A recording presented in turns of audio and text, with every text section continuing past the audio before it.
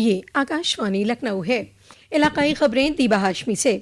सदर जमहूरिया द्रौपदी मुर्मू ने कल भारतीय जनता पार्टी के सीनियर लीडर नरेंद्र मोदी को हुकूमत बनाने का न्योता दिया। जनाब मोदी कल तीसरी मरतबा वजीर आजम ओहदे का हलफ लेंगे। हलफ बर्दारी की तकरीब प्रेसिडेंट हाउस में शाम 6 बजे मुनक़िद होगी। एनडीए पार्लिमानी पार्टियों की मीटिंग के दौरान भारतीय जनता पार्टी के लीडर प्रहलाद जोशी ने ये जानकारी दी। सदर जमहूरिया द्रौपदी मुर्मू जनाब नरेंद्र मोदी और नए काबीना को हलफ दिलाएंगी। वाज़ेह है कि एनडीए लीडरान ने कल सदर जमहूरिया से मिलकर नई हुकूमत बनाने का दावा पेश किया। उत्तर प्रदेश के वजीर आला योगी आदित्यनाथ ने आज सभी वुज़रा की मीटिंग तलब की। लोकसभा इंतखाब के नतायज के बाद ये पहली बड़ी मीटिंग तलब की गई। वजीर आला ने आज लोक भवन में सभी कैबिनेट वुज़रा के साथ मीटिंग की। इस दौरान मरकज़ और रियासती हुकूमत की स्कीमों की पेश रफ़त पर गौर व ख़ौस के साथ जनाब योगी के जरिए ज़रूरी अहकाम दिए गए। ज़रूरी मौज़ूआत के साथ लोकसभा इंतखाब में भारतीय जनता पार्टी को कम सीटें मिलने पर भी गौर व ख़ौस किया गया। जनाब योगी ने पार्टी की तंजीम और बुनियाद को मजबूत करने की भी बात कही। उत्तर प्रदेश के वजीर आला योगी आदित्यनाथ ने कल 1 जुलाई से पूरे मुल्क में नाफिज होने जा रही न्यू क्रिमिनल जस्टिस सिस्टम के मुतालिक तैयारियों का जायजा लिया।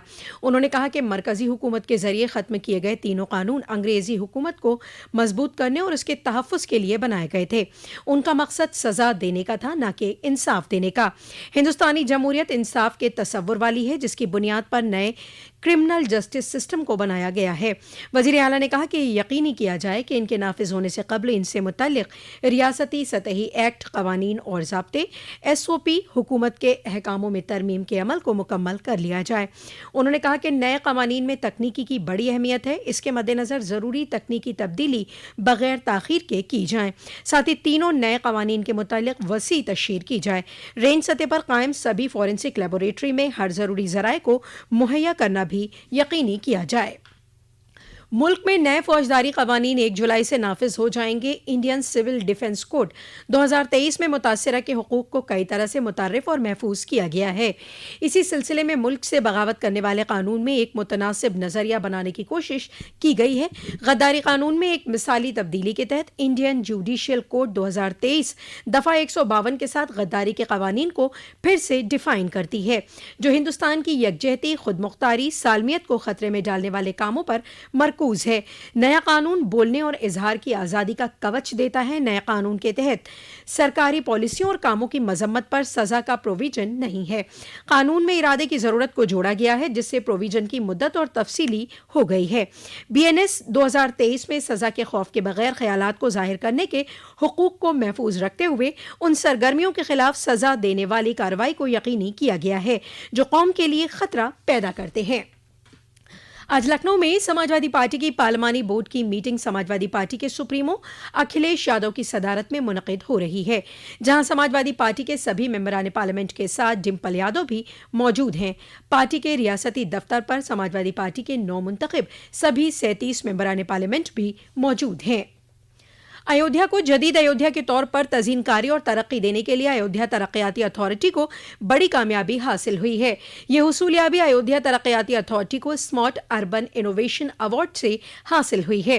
तरक्याती अथॉरिटी के नायब सदर अश्विनी कुमार पांडे ने बताया कि शहर की तज़ीनकारी के अलावा टूरिस्ट फैसिलिटीज़ के लिए कराए गए कामों पर तरक्याती अथॉरिटी को अयोध्या स्मार्ट इंफ्रास्ट्रक्चर कैटेगरी में मुंतखब कर इस अवार्ड से नवाजा गया है। बुंदेलखंड यूनिवर्सिटी के जरिए मुनक़िद B.Ed दाखिला इम्तिहान कल बरोज़ इतवार रियासत में बनाए गए 470 मराकज़ पर मुनक़िद किया जाएगा।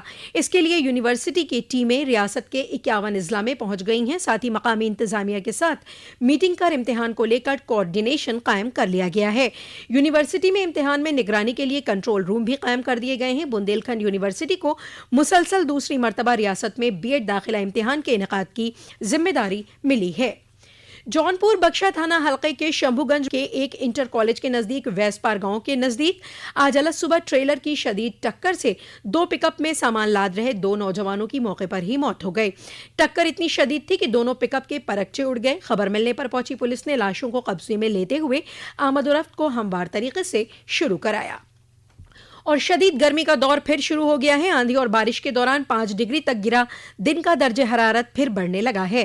رات بھی گرم ہونے لگی ہے. کم سے کم درجہ حرارت میں بھی 4 ڈگری کا اضافہ درج کیا گیا. محکمہ موسمیات نے شدید گرمی کے لیے تیار رہنے کا الرٹ جاری کیا ہے.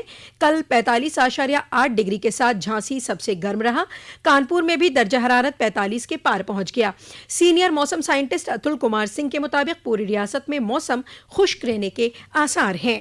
اسی کے ساتھ آکاشوانی لکھنؤ سے علاقائی خبروں کا یہ بلیٹن ختم ہوا.